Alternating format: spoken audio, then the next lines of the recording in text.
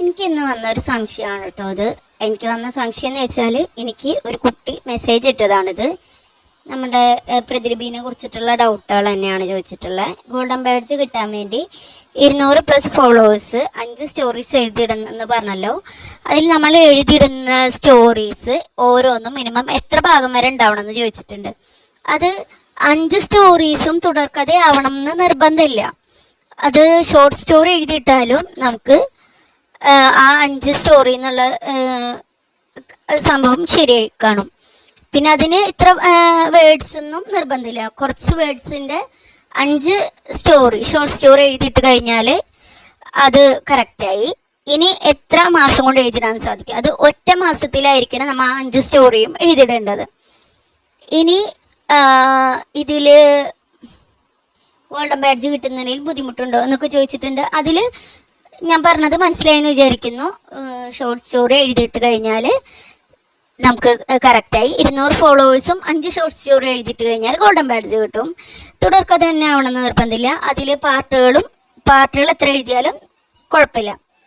ഇനി golden badge കിട്ടിയതിന് ശേഷം എങ്ങനെയാണ് സബ്സ്ക്രിപ്ഷൻ വർക്ക് ആവണമെന്ന് ചോദിച്ചിട്ടുണ്ട്.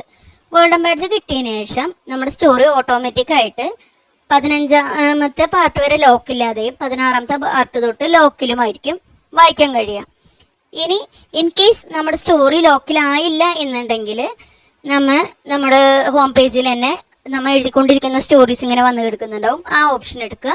മറ്റു വിവരങ്ങൾ തിരുത്തുന്നുള്ളടുത്ത് ഇവിടെ സബ്സ്ക്രിപ്ഷൻ പ്രോഗ്രാമിൽ ചേർക്കും എന്നുണ്ടാവും. അവിടെ അതേ എന്ന ഓപ്ഷൻ കൊടുത്ത് ജസ്റ്റ് ഒന്ന് ബാക്ക് നീക്കി കഴിഞ്ഞാൽ അത് സേവായി. അപ്പോൾ നമ്മുടെ സ്റ്റോറീസ് ഇതുപോലെ ഗോൾഡൻ കളറിൽ ഒരു ഡയമണ്ട് കളർ ഷേപ്പ് സ്റ്റോറിയുടെ മുകളിൽ വന്ന് കിടക്കും. അങ്ങനെയാണ് സബ്സ്ക്രിപ്ഷനിൽ ചേർക്കണതിനെ പറ്റിയിട്ടുള്ളത്. ഇനി 5 സ്റ്റോറി അതിനെ ഡിപ്പെൻഡ് ചെയ്തായിരിക്കുമോ ഫോളോവേഴ്സ് കയറണമെന്ന് ചോദിച്ചിട്ടുണ്ട്. അങ്ങനെയില്ല.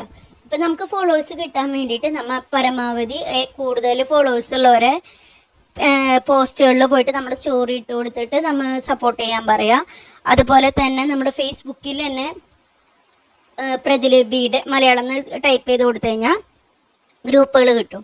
അപ്പോൾ അതിൽ നമ്മുടെ സ്റ്റോറീസ് ഷെയർ ചെയ്താലും നമുക്ക് അതുവഴി ഫോളോവേഴ്സ് കിട്ടും. പിന്നെ നമ്മുടെ ഹോം പേജിൽ നോക്കിക്കഴിഞ്ഞാൽ പുതിയ വിഷയങ്ങൾ ഡെയിലി നമുക്ക് പ്രതിലിപി വിഷയങ്ങൾ തരും. അതിൽ നമ്മൾ ആ വിഷയത്തിൽ തൊട്ടിട്ട് എഴുതും എന്നുള്ള ഓപ്ഷൻ തിരഞ്ഞെടുത്ത് കഥയോ കവിതയോ എന്തൊക്കെയാണ് നമുക്ക് തോന്നുന്നത് അത് എഴുതിയിട്ട് കഴിഞ്ഞാൽ അതുവഴി വായനക്കാരും കിട്ടും, നമുക്ക് ഫോളോവേഴ്സിനും കിട്ടും. പിന്നെ ഇനി കമൻ്റ് ഇടുന്ന സ്റ്റിക്കറിൽ നിന്ന് കമൻ്റ് ഇടുമ്പോൾ സ്റ്റിക്കർ കിട്ടുകയല്ല. അതല്ലാതെ നമ്മുടെ രചന എടുത്തിട്ട് ഈ രചനയെ സപ്പോർട്ട് ചെയ്യൂ എന്നുള്ള ഓപ്ഷൻ കണ്ടോ? അങ്ങനെ സപ്പോർട്ട് ചെയ്യുന്നുള്ള എടുത്തിട്ടാണ് ഈ സ്റ്റിക്കർ വഴിയാണ് നമുക്ക് പൈസ കിട്ടുക.